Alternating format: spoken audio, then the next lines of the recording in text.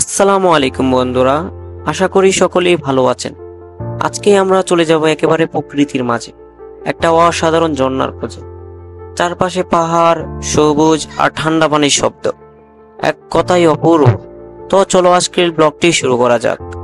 প্রথমেই আমরা চলে যাব একেখানের মোড়। একেখানের মোড় থেকে আমরা চলে যাব নাবিত্যাছড়া ঝর্ণার উদ্দেশ্যে।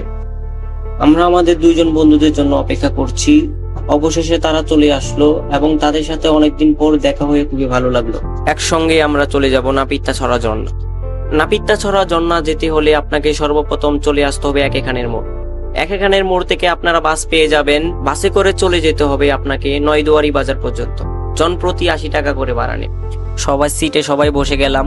সবাই খুবই ক্লান্ত, তাই একটু ঘুমিয়ে নিলাম। সত্যি বলতে কি, যেখানে যাওয়ার স্বপ্ন অনেক দিন ধরে লালন করছিলাম, পথঘাট কিছু দুর্গম হলেও প্রকৃতির সৌন্দর্য সব কষ্ট ভুলিয়ে দেয়। অবশেষে আমরা চলে আসলাম নয়দুয়ারি বাজারের সামনে। বাস ড্রাইভার ভুল করে একটু সামনে নিয়ে চলে গেল এবং আমরা পিছে হাঁটা শুরু করলাম। আপনারা সবাই বাস ড্রাইভারকে বলে দিবেন যাতে নয়দুয়ারি বাজার গেটের সামনে নামিয়ে দেয়। নয়দুয়ারি বাজার গেটের সামনে এসে আপনারা নাপিত্যাছড়া ঝর্ণা নামে একটি ব্যানার দেখতে পাবেন। ওইখানে একটি হোটেলে বসে আমরা নাস্তা করে নিলাম। আপনারাও সবাই এখান থেকে নাস্তা করে নেবেন, কারণ ভিতরে আর কোনো হোটেল নেই। নাস্তা করে আমরা বেরিয়ে গেলাম নাপিত্যাছড়া ঝর্ণা যাওয়ার মূল রাস্তায়। যাওয়ার পথে আমরা এই হোটেল থেকে দুপুরের খাবার অর্ডার দিয়ে গেলাম এবং জনপ্রতি খরচ হয়েছে 140 টাকা করে। যেতে যেতে চোখে পড়ল সবুজে ঘেরা গ্রাম, চাষের জমি আর পাহাড়ি রাস্তা। মাঝে মাঝে কিছু পাখির ডাক আর অজানা ফুলের গন্ধে মনটা ভরে উঠল। প্রকৃতি হলো আমাদের জীবনের নীরব বন্ধু, যার কাছে আমরা সব কথা বলতে পারি।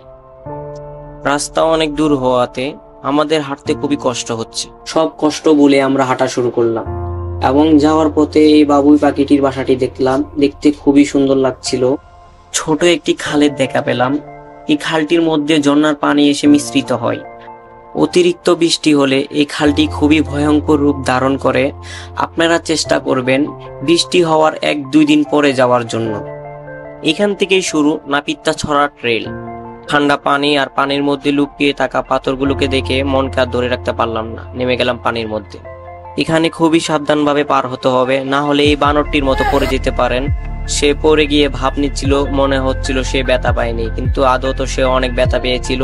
প্রকৃতির সৌন্দর্যের কাছে তার ব্যথা যেন কিছুই নয়।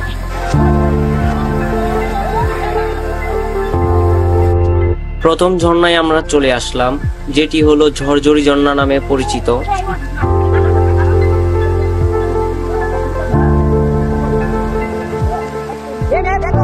সবাই যেন প্রকৃতিকে খুবই সুন্দরভাবে উপভোগ করছে। প্রথম ঝর্ণায় গোসল শেষ করে আমরা চলে যাব বাগবিয়ানি ঝর্ণায়। রশি দিয়ে উপরে উঠে মনে হচ্ছে আমরা সেনাবাহিনী ট্রেনিং করছি। বাগবিয়ানি ঝর্ণা যেতে হলে আপনাদের ঝরঝরি ঝর্ণা থেকে প্রায় 15 মিনিট হাঁটতে হবে। প্রাকৃতিক সৌন্দর্য দেখে আমরা মনে মনে বলছিলাম আমাদের এই রাস্তা যেন আর শেষই না হয়। এখানে বসে কিছুক্ষণ বিশ্রাম করে নিলাম এবং প্রকৃতি দেখতে দেখতে কখন যেন ভুল রাস্তায় চলে গেলাম, বুঝতে পারিনি।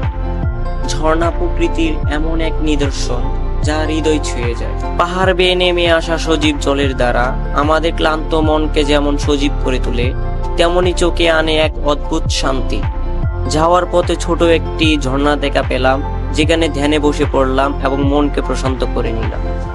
চারপাশের পাখির ডাক আর দূর থেকে ভেসে আসা ঝর্ণার শব্দ, এক কথায় স্বপ্নময়।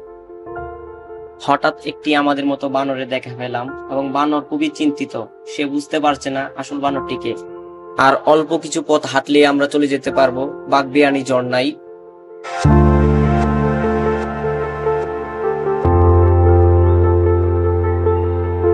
অবশেষে আমরা চলে আসলাম বাগবিয়ানি ঝর্ণায়। বাগবিয়ানি ঝর্ণায় এসে মনকে বলতে লাগলাম সবই কষ্ট সার্থক হয়েছে আজ।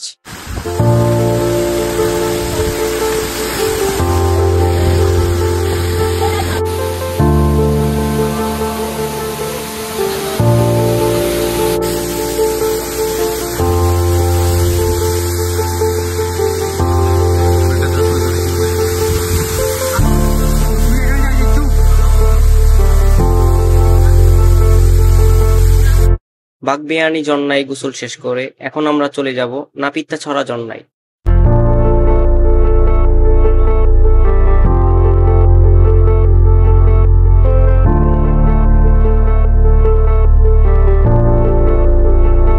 এক মুহূর্তের জন্য হলেও নিজেকে টার্জেন ভেবে নিলাম।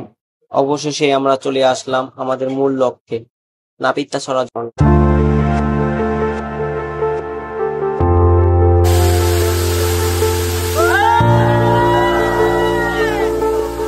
সন্ধ্যার আগেই আমরা প্রীতি পথ ধরলাম। মনটা একটু ভারী ছিল।